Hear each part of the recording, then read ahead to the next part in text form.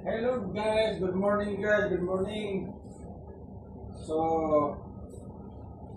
na-share ko na sa inyo guys yung unang video ko guys kung bakit hindi makukuha karamihan sa mga engineer yung timing sa engine pump guys.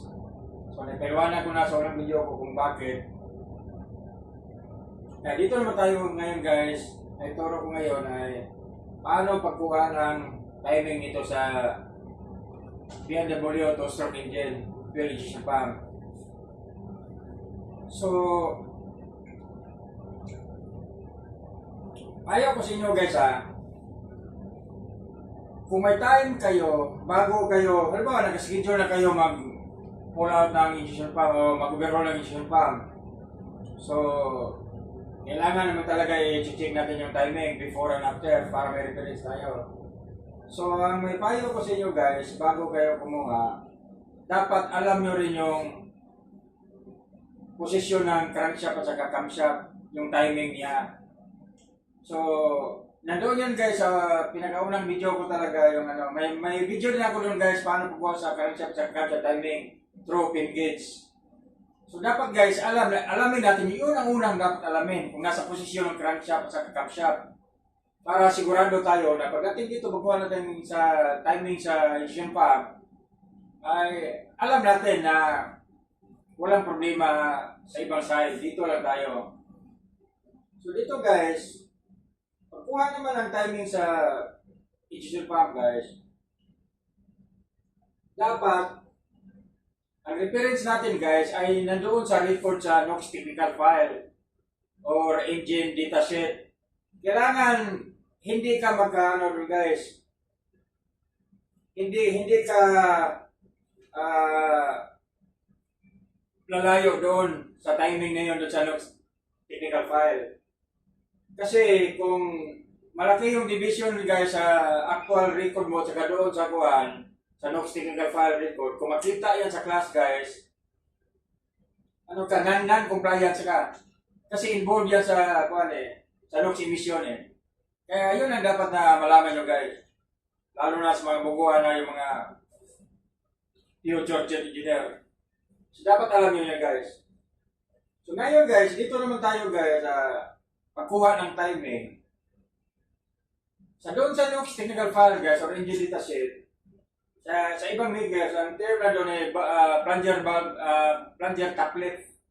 Yun yung lead C. Taplet. So pagkuha nun guys, simple lang guys. Kaya tuturo ko sa inyo dito, yung pinaka-simpleng way lang para mas madali nyo maintindihan. So pagkuha ng timing guys, ang unang i-record natin, yung plunger position. Dapat yung ruler guys ay nasa lowermost position. Pag nasa lowermost position yung ruler guys, nasa yan siya? Yung ruler ng engine pump ay nakaposisyon yan sa cam base circle sa cam nose, ng camshaft cam nose. Yan. Ito yung guys, yung cam base circle yan. Pag dito yung guys, dito nakaposisyon yung ruler sa engine pump, ito yung lowermost position niya guys. So ngayon, paano natin ma-identify na kung ito ay nasa lowermost position na titingnan natin doon sa camshaft cover. Buksan natin kung ano ang engine pump na natin, i-check natin. So makikita mo guys na ganito yung posisyon. Or pwede rin kung ayaw mo magbukas ng camshaft cover, pwede guys dito lang through measuring tool. Ito lang obserbahan mo guys. Ikutin mo lang yung makina. Ikutin mo yung makina, always in ahead direction guys Mag-ikot ka, ahead direction yan. So ito lang obserbahan mo, movement dito. Diba, pag galing siya sa taas, going downstroke. So makita mo yan ang yung measuring tool guys. Tingnan mo lang itong yung rod niya. Pababa ng pababa. So ikot lang ikot, pababa. Pag huminto niya siya guys, pag huminto niya pababa, ihinto mo na yung turning sa makina. Kasi ang posisyon niya sa ruler, dito na. Yan na yung posisyon niya. So ngayon, pag nandito na ang posisyon sa ruler guys, sa engine pump, Sukatin mo na ngayon yung ito, measurement distance nito.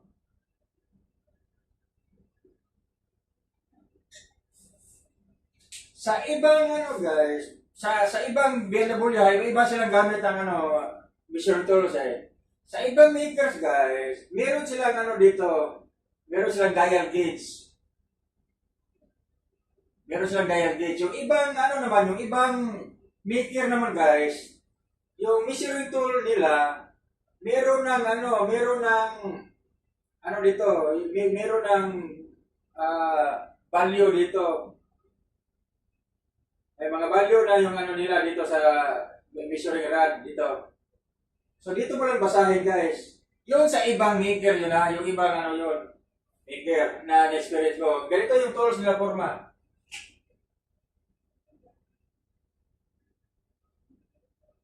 Tapos may mga value na yan dyan.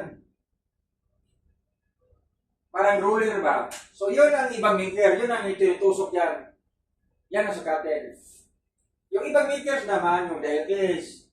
Pero yung itong previous visual ko, ginagamit ko yung vernier caliper guys. Ito lang. Yan, sinusukat ko. So, ganun guys. Ang una, dalhin mo iposisyon mo yung fuel engine pump roller sa lowermost position. Ito niyon. Nakatapat siya sa cam circle. So, ayan ang posisyon guys. Ganyan ang posisyon sa roller guys.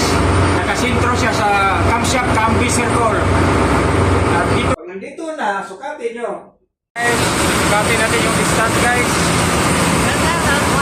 Dito. Yan. Yan.